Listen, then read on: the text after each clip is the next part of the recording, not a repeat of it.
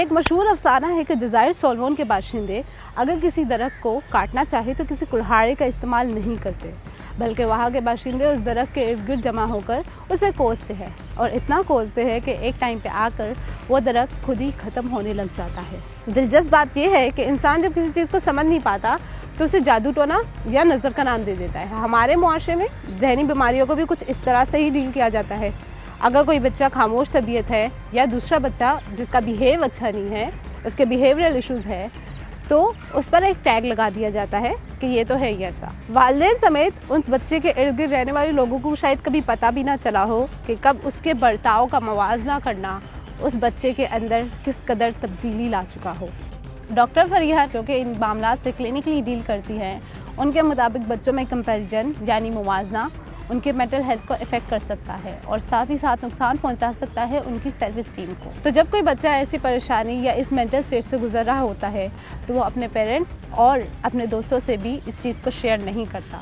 تو وہ کون سے ایسے سمٹمز ہیں جو پیرنٹس کو اگنور نہیں کرنے چاہیے؟ When children are being compared to others, especially when it's an up comparison, that is when children are being told that somebody else is doing better than them, somebody else is more beautiful, more obedient, more hardworking, a better student maybe, a better child maybe. In any way, when it's an up comparison, that definitely leads the child to feel insecure in his environment, because the people who are supposed to especially if this comparison is coming from the parents, so the people who are supposed to be the support of the child are actually not supporting him, because the comparison that is being done is actually indicative of this fact that I'm not good enough, right?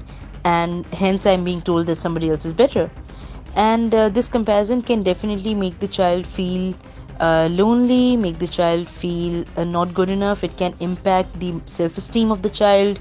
It can impact a sense of agency that the child may usually would have. And this can, of course, ultimately, holistically impact the child's mental health and personality. ایک report کے مطابق پاکستان میں 50 million سے بھی زائد لوگ ذہنی امراض میں مبتلا ہے، تاہم لوگ اس کو بیماری تسلیم کرنے کے لیے تیار ہی نہیں، بلکہ اس کو جادو ٹونا یا نظر مان لیتے ہیں۔ بڑوں میں اس بیماری کے علامات کی بات کی جائے تو وہ ان کا کام سے جی چرانا، کام میں دل نہیں لگنا یا پروڈکٹیو نہ رہنا ہوتا ہے۔ لیکن اگر ہم بچوں میں بات کریں، یا پھر وہ بہت زیادہ غصہ، چڑچڑے ہو جاتے ہیں، یا پھر وہ گم اور خاموش طبیعت کے ہو جاتے ہیں۔ تو کیا کمپیریزن ایک بری چیز ہے؟ ہم بچوں کو کس طرح بہتر گائیڈ کر سکتے ہیں؟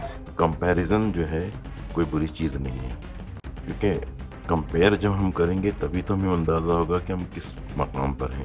لیکن کمپیریزن جو ہے وہ رشک کی حد تک ہو، حسد کی حد تک نہ ہو۔ حسد کب پیدا ہوتا ہے کہ جب ہم کسی کو جس سے کمپیئر کر رہے ہیں، ایک تو یہ کہ اس کی جتنی ویکنیسز ہیں وہ سب کے سامنے بیان کریں، اور جو ہمارا انداز ہو صرف بیان ہی کرنا نہ ہو، غصے کے جو ہمارے جذبات شامل ہو جاتے ہیں وہ ساتھ ہوں، اور ساتھ ساتھ جو ہے ہماری ٹون جو ہے اس میں اندازہ ایسا ہو رہا ہو کہ غصہ ہم کر رہے ہیں۔ تو یہ تمام چیزیں بچہ جو ہے وہ محسوس کرتا ہے، اور اگر سامنے دوسرا بچہ جس کا ذکر خیر ہو رہا ہے اور اس کو ڈانٹا جا رہا ہے، تو بجائے اس کے کہ یہ بڑھے، اس میں پھر ہمت جو ہے، اگر بار بار اس کو تنبیہ کرتے رہیں اور سب کے سامنے تنبیہ کرتے رہیں، اور خاص طور پہ جس بچے سے کمپیئر کیا جا رہا ہے اس کے سامنے تنبیہ کرتے رہیں، تو ایک وقت وہ آتا ہے کہ جب یہ تھک جاتا ہے۔ یقیناً ایک بچے کی نشو و نما میں سب سے اہم کردار اس کے پیرنٹس اور اس کے گھر والوں کا ہی ہوتا ہے۔ کوئی بھی پیرنٹس اپنے بچوں کے لیے کچھ برا نہیں سوچتے، لیکن کبھی ہم ایسے الفاظ کہہ جاتے ہیں جن کا ان کی ذہنی نشو و نما پر ایک گہرا اثر پڑ جاتا ہے۔